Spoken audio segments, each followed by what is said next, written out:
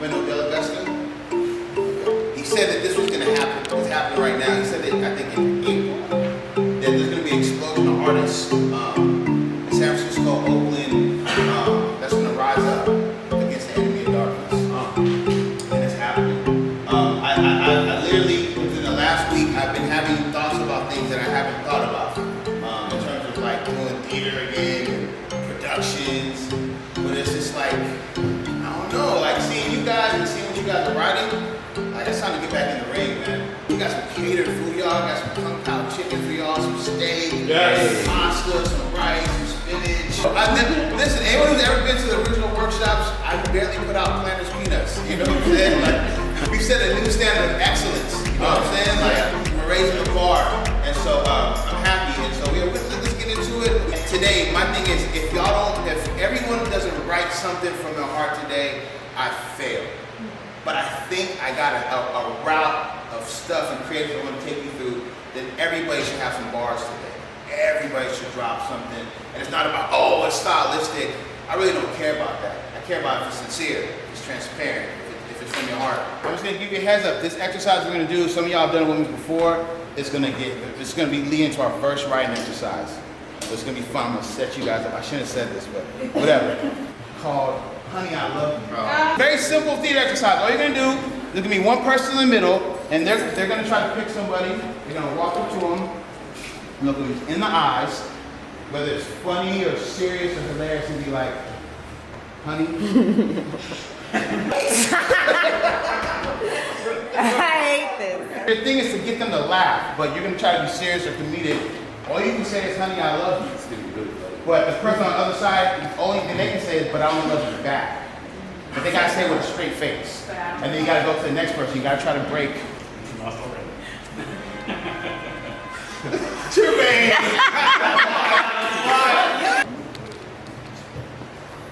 Honey, I love you. I don't really like.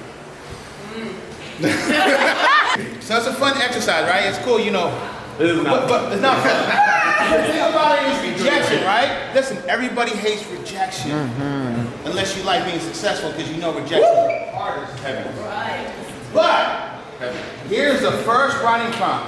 All right. I want you to tell me, ever in your life, if you told somebody, I love you, but they didn't have the capacity to say it back. Oh, yeah. Or show it back.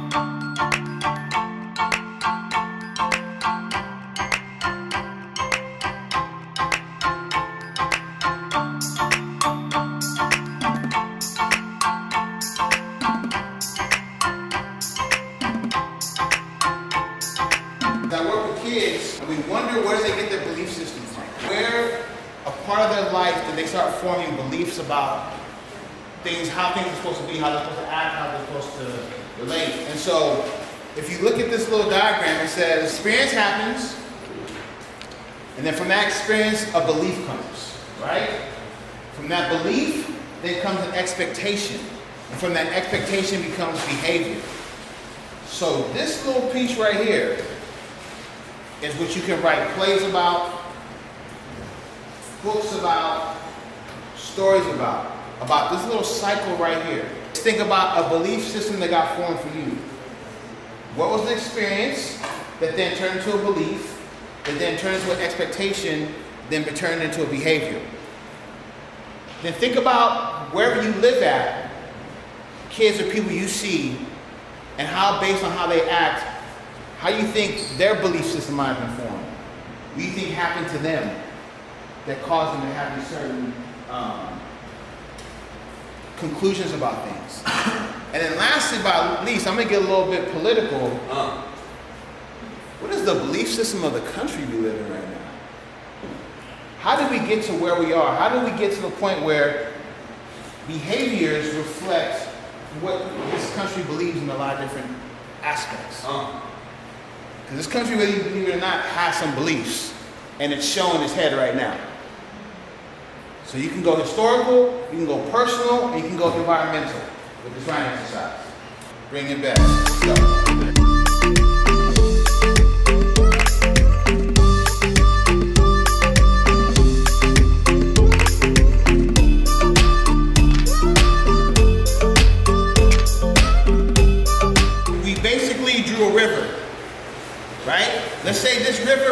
represent your life. The first stone is when you were born, where you were born, right?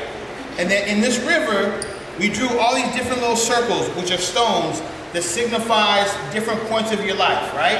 So when you were five, who do you remember the first person that you loved, right? Stuff like that, right? When you were 8, someone who died that was important to you.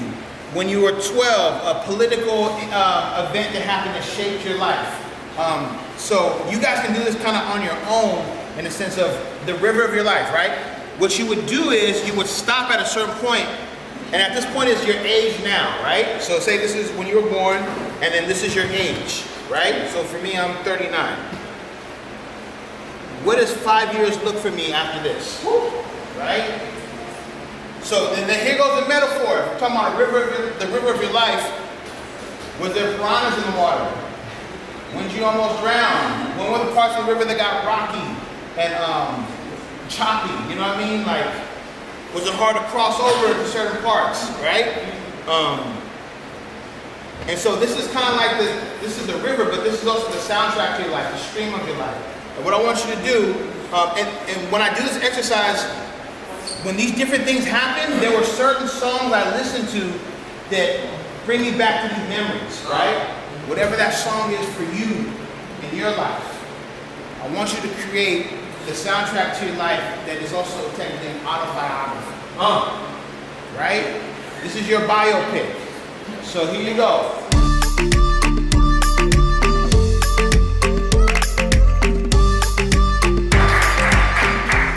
One time at dinner, my little sis and I, we were drinking wine out of these little white mugs. She told me, she gave me, she said to me, be with someone who you are just so excited to see.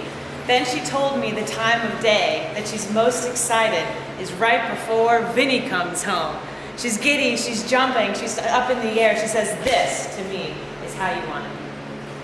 I don't have a poem. I was encouraged to share though.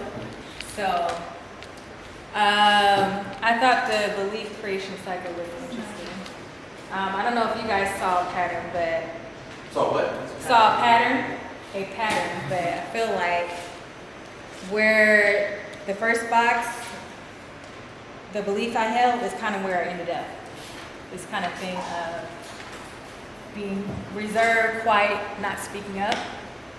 And that's kind of where, I didn't know, that's what was showing up in my life. And so I had a experience where I feel like I'm recovering in my faith, where when I first heard the gospel message, I felt like I was always passionate and down for the cause. Like, you couldn't tell me anything. Then last year I found myself out of faith, and it was like a trauma, like I lost a limb kind of thing. And so it felt like that I could have easily suffered in silence, and I would like to see the body of Christ be more open emotionally to talk about the complexities of the journey of the Christian faith.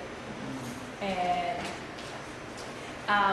when I was going through it, well, one of the questions was like, how do you want to get that out? How do you want to share that so you're not kind of silent? And the thought was like, I don't know how, kind of thing. And I felt like though when I process, things come to me in pictures. And part of me was like, I think in my doubt and unbelief, a picture came to my mind. And part of me was trying to figure out like, how do I express that? And part of me was like, I want to get that on film. So pray for me in that.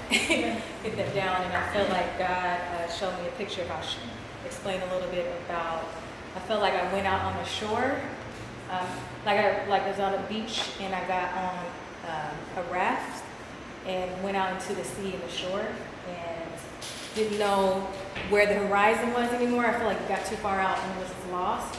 But before I got too far, like I felt like I snapped, like I was tethered to something, so I wouldn't go too far. So I don't know, whatever. But yeah. This is a vulnerable piece for me. I don't share my business, so this is new for me.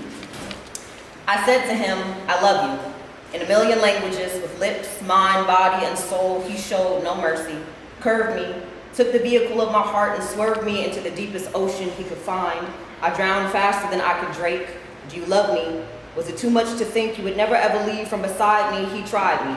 Every ounce of patience that flowed through my bones. The crazy thing is I could have left, but I chose to trade in my dignity for an almost broken nose, an almost chokehold, but almost don't count, do it. Like my wisdom and intuition, I almost used it, but I couldn't see through it. My wall of insecurities that allowed him to take God's creation and abuse it, that allowed me to sit at the table and go all in, bet my heart, my identity, my virginity, and lose it. Who was I fooling? Mama ain't raised no fooling. She ain't raised no punk. I was the type of person ready to fly off the handle if you even looked at me wrong. So why did it take me so long to understand his heavy hand and absurd words that he learned to burn me with was what was truly wrong?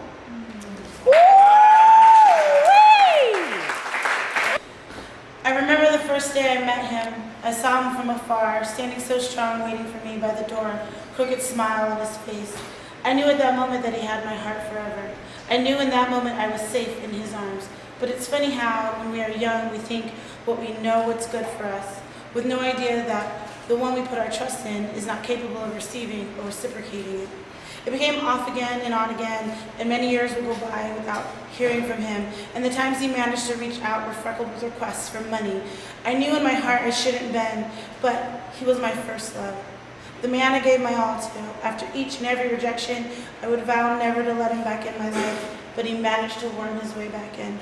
That sweet smile and that wink, I was a sucker. But this last time I laid my soul bare and I shared my feelings straight out. No holds barred. Daddy, I love you. And he slowly looked up and answered me with the turn of his back, and he walked away silently. So this was based off the, after we broke apart from the groups, we said, I love you, but I don't love you back. But in the sense of it, I was speaking to my own heart. As I take a stroll down the corridors of my soul, reflecting on where I'm at and memories from long ago, I stare into the eyes of the twisted sinners in my heart and say, I love you. I'm met with a pause of awkward silence and a deep sigh, as my heart replies, bringing accusation to my entire design. I don't love you back. And if there was a patient awaiting a heart transplant, I would resign from my office in the hollow cage, from my office in the halls of your hollow rib cage. How could you ask me to have the capacity to love a cold and dreary soul such as yourself? Did you love the children of the woman you sold dope to, who fell victim to their mother's addiction, now separated and being filtered through the system's through the system? Did you love the man you retaliated against for a suffered wrong, who now has to strive through life disabled and scarred and snared by your greed as I pounded along to the same old song? Did you love your mother when you stretched her to tears and utter midlife crisis? The hate and anger in your heart has cut more heads than ISIS. And did you love me from all the long nights of pill popping and sniffing? Only by God's grace am I still here beating to the same rhythm. And you have the audacity to ask me to love someone who has displayed themselves as loveless. Well, I choose to checkmate and knock you off the board like a game of chess. Just an honest expression of something I'd like to get off my chest. Yeah! You guys setting the bar way too high. I'm not exactly good at writing, so recently I've been hitting the floor. Reason, don't know exactly what for. Having so many mental issues that no one recognizes me anymore. Never been happy with myself, which leads me to think of everyone else and how messed up this world really is. Of course it is, who wouldn't think? But that's enough for me, let's talk about you. There was a couple things you were supposed to do, but of course you never went through with it, and that's why you asked me the question on what did I do. One thing led to another, one mind after the other, and you threw me under the gutters, getting my trust, don't even bother. That's it. All right. This was part of that first exercise about, you say, I love you to someone that they love, but they don't say it back. What up, Poppy? It's been a long time since we've seen each other. I think I was about 10, that night you tried to kill my mother. But I still love you. Your big brother stepped up in your place. Let me through those dark days living in Miami-Dade. But now look back at your face in this hospital bed. About to be dead with you chose to be my dad instead. It says you're supposed to stay in Haiti and mess with them ladies, which said eventually dying from AIDS disease. Do you even recognize me? It was like 93. Last time I saw you after you got hauled off by police. That was 2002 up in this Boston hospital. Not 19, but recently met my dad from reading Bible. Like, although you doped up on morphine, he could still save you. When his son Jesus come back to earth to make this world new. Don't know if you even hear me now, but hope you do. And I hope that one day I'll hear you say you love me too. So this is just something that happened really fresh while I was at work today, and I'm not a poet but I'm learning to write. This is my first step, okay? I might get into some action here. All right. Jeez, walk on the water. I'm at work loading items in the dumpster. I'm with 4 employees, Recology employees, and random community people dropping their trash off. I hear my name and my employees pointing to the ground, and I start walking over to assess the situation. As slow motion as it gets, I realize it's one of our employees. His hands are up in the air in a paralyzed position, and he's seasoned. Next thing I know, I'm on the ground with him, holding his head, listening to the voices around me. My thoughts, what do? Am I supposed to touch him? Is he seizing? Where's my training? Was I trained? I put my hands under his head so he doesn't hit the pavement. I'm calling his name or something close to his name. Why can't I remember his name? I know his name. Begging him to stay with me, begging him, stay with me. He keeps seizing and won't wake up, and he starts foaming at the mouth, and I roll him over on his side, and I tell my crew there's a pillow in the dumpster, please go get it. They get the pillow and they bring, I tell him to make some shade. They bring a mattress over, and I'm praying. He can't walk. They slide over a mattress, and I'm praying, and I look over, and they are praying. He sits up, and I have him wrapped in my arms like this. I'm holding him, comforting. The paramedics show up. They're in uniforms, and they lean down to talk to him, and the fear in his eyes, and he looks at me terrified, and I feel his fear, and I look around in the uniforms, and I see the white faces. At that moment, I realized I felt what all you guys talk about.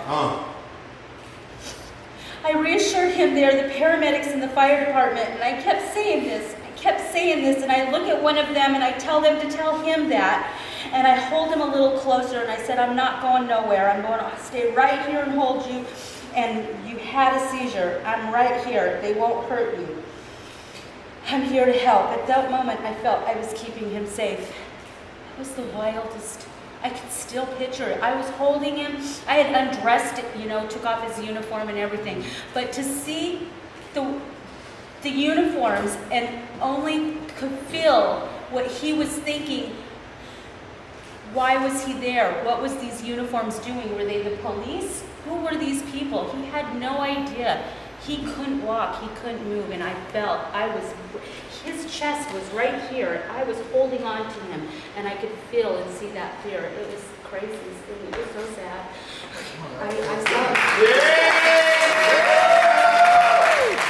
it. This is literally just the beginning. So, this was a good just doing this workshop with you guys. But if you ask me what kind of workshop you would rather do next time, I would rather do, you bring your piece, let's get it ready to be